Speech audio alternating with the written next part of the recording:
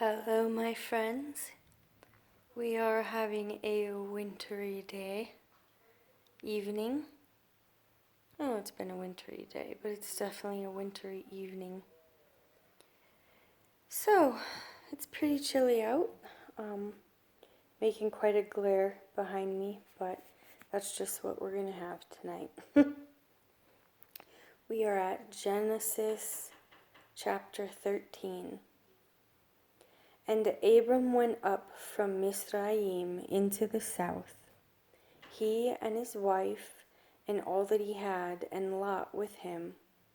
And Abram was very rich in livestock, in silver and in gold. And he went on his journey from the south as far as Bethel, to the place where his tent had been at the beginning, between Bethel and Ai, to the place of the slaughter place which he had made there at first. And there Abram called on the name of Jehovah. Now Lot, who went with Abram, also had flocks and herds and tents, and the land was not able to bear them, that they might dwell together, for their possessions were great, so that they could not dwell together. And there was strife between the herdsmen and Abram's livestock, and the herdsmen of Lot's livestock. And at that time the Canaanites and the Perizzites dwelt in the land. Then Abram said to Lot, Let there be no strife between you and me, and between my herdsmen and your herdsmen, for we are brothers. Is not all the land before you? Please, separate from me. If you take the left, then I go to the right, or if you go to the right, then I go to the left. And Lot lifted up his eyes and saw all the plain of the Jordan, and it was well watered everywhere, before Jehovah destroyed Sodom and Amorah, like the garden of Jehovah, like the land of Mizraim, as you go. Zoar. So Lot chose for himself all the plain of the Jordan, and Lot moved east. Thus they separated from each other. Abram dwelling in the land of Canaan, and Lot dwelling in the cities of the plain, and pitched his tent as far as Sodom. But the men of Sodom were evil, and sinned before Jehovah, exceedingly so. And after Lot had separated from him, Jehovah said to Abram, Now lift up your eyes and look from the place where you are, northward and southward and eastward and westward. For all the land which you see, I shall give to you and your seed forever. And I shall make your seed as the dust of the earth, so that if a man could count the dust of the earth, then your seed also could be counted. Arise, walk in the land through its length and its width, for I give it to you. So Abram moved his tent, and went and dwelt by the terebinth trees of Mamre, which are in Hebron, and built a slaughterhouse there to Jehovah. And it came to be in the days of Amraphel, sovereign of Shinar, Arioch, sovereign of Elasar, Kedorla Omer, sovereign of Elam, and Tidal, sovereign of Goyim, that they fought against Bera, sovereign of Sidon, Birsha, sovereign of Amorah, Shinab, sovereign of Admah, Shemeber, sovereign of Seboim, and the sovereign of Bela, that is, Soar. All these joined together in the valley of Siddim, that is, the Salt Sea. 12 years they served Kedor La Omer, and in the 13th year they rebelled. And in the 14th year, Kedorla-omer and the sovereigns that were with him came and struck the Rephaim in Ashtaroth Karnaim, and the Zuzim in Ham, and the Amites in Shaveh Kiriathaim, and the Horites in their mountain of Seir, as far as El Paran, which is by the wilderness. And they turned back and came to En Mishpat, that is Kadesh, and struck all the country of the Amalekites, and also the Amorites who dwelt in Hatetzon Tamar, and the sovereign of Sodom, and the sovereign of Amorah, and the sovereign of Admah, and the sovereign of Seboim, and the sovereign of Bela, that is Soar, went out and joined together in battle in the valley of Siddim, against Kedorla-omer, sovereign of Elam, and Tidal, sovereign of Goim, and Amraphel, sovereign of Shinar, Arioch, sovereign of Elasar, 4 sovereigns against 5. Wouldn't that have just been easier to say? And the valley of Siddim had many tar pits, and the sovereigns of Sodom and Amorah fled and fell there, and the remainder fled to the mountains.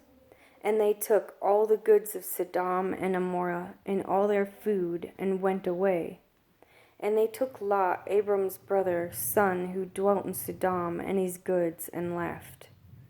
And one who had escaped came and informed Abram the Hebrew, for he dwelt by the terebinth trees of Mamre, the Amorite, brother of Eshcol, and brother of Aner, and they had a covenant with Abram.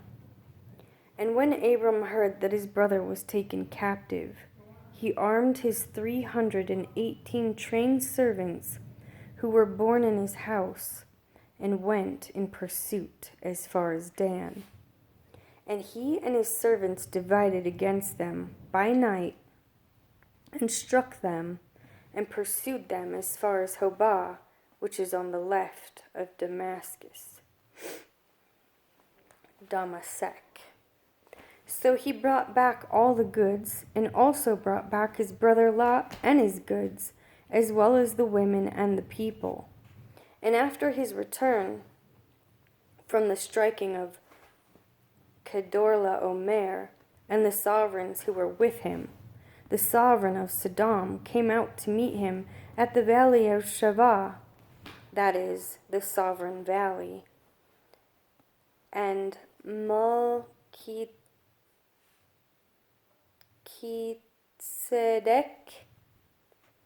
I bet you that's Melchizedek, sovereign of Shalem, brought out bread and wine. Now he was the priest of the Most High El, and he blessed him and said, Blessed be Abram of the Most High El, possessor of the heavens and earth. And blessed be the Most High El, who has delivered your enemies into your hands. And he gave him 1/10 of all. And the sovereign of Sodom said to Abram, Give me the people, and take the goods for yourself.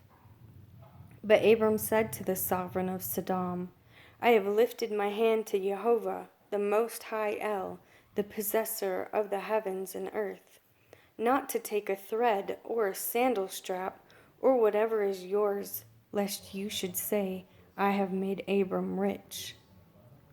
Except only what the young men have eaten, and the portion of the men who went with me, Aner, Eshcol, and Mamre, let them take their portion. After these events, the word of Jehovah came to Abram in a vision, saying, Do not be afraid, Abram. I am your shield, your reward is exceedingly great. And Abram said, Master Jehovah, what would you give me, seeing I go childless, and the heir of my house is Eliezer of Damascus? And Abram said, See, you have given me no seed, and see, one born in my house is my heir.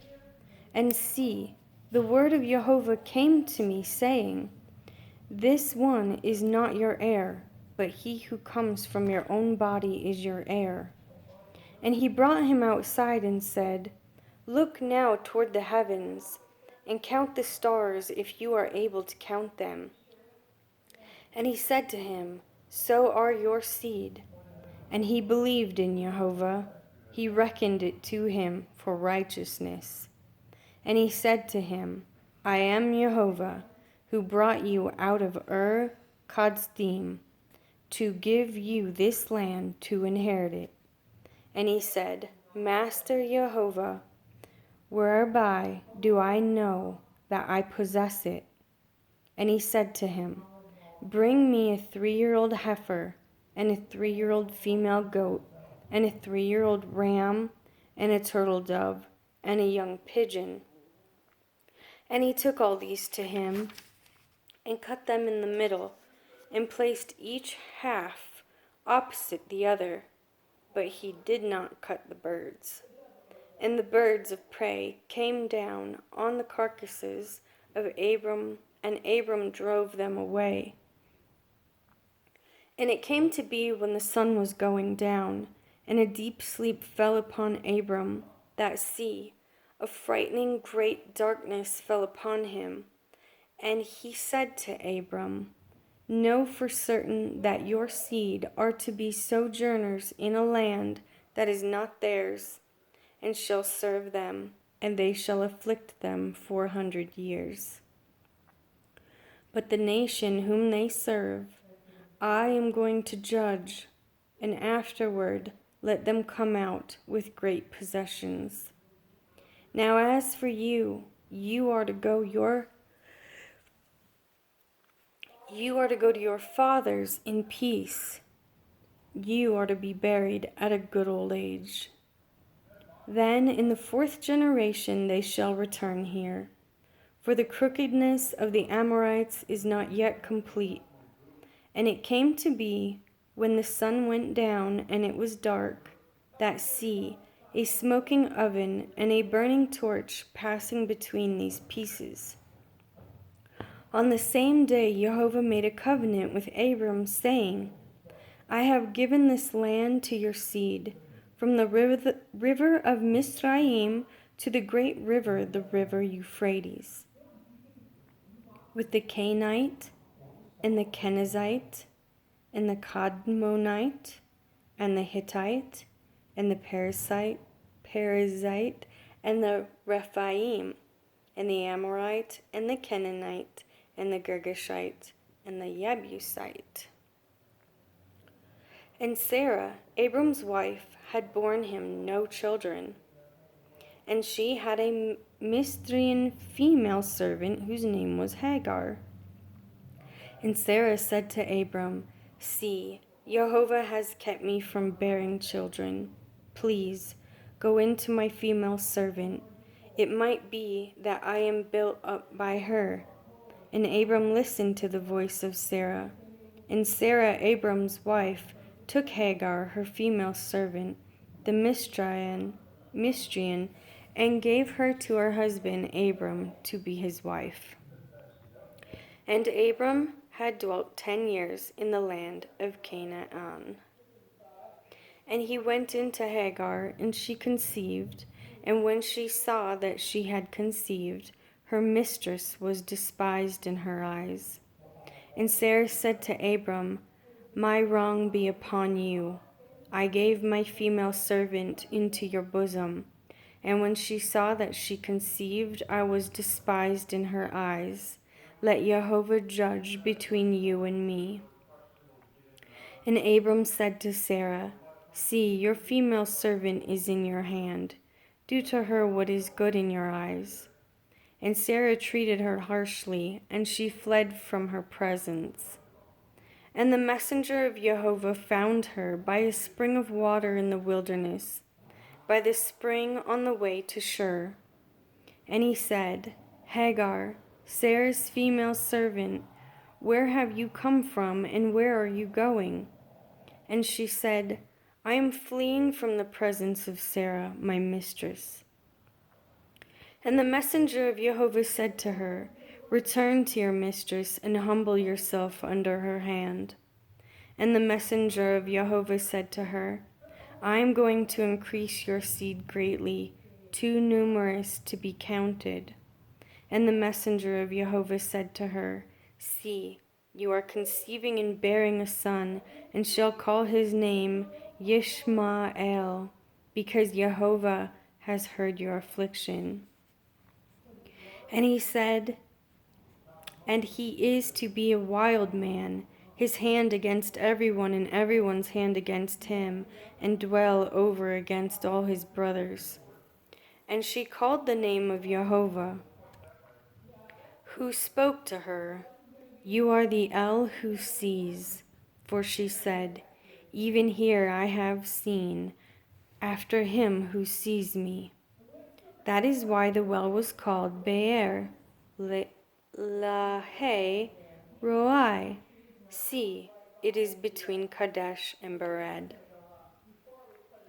And Hagar bore Abram a son, and Abram called the name of his son, whom Hagar bore, Yishmael. And Abram was 86 years old when Hagar bore Yishmael to Abram. And it came to be, when Abram was 99 years old, that Jehovah appeared to Abram and said to him, I am El Shaddai. Walk before me and be perfect. And I give my covenant between me and you, and shall greatly increase you. And Abram fell on his face, and Elohim spoke with him, saying, As for me, look, my covenant is with you, and you shall become a father of many nations. And no longer is your name called Abram, but your name shall be Abraham, because I shall make you a father of many nations. And I shall make you exceedingly fruitful, and make nations of you, and sovereigns shall come from you. And I shall establish my covenant between me and you, and your seed after you in their generations, for an everlasting covenant, to be Elohim to you and your seed after you. And I shall give to you and your seed after you the land of your sojournings, all the land of Canaan as an everlasting possession, and I shall be their Elohim. And Elohim said to Abraham, As for you, guard my covenant, you and your seed after you throughout their generations. This is my covenant which you guard between me and your seed after you. Every male child among you is to be circumcised. And you shall circumcise the flesh of your foreskin, and it shall become a sign of the covenant between me and you.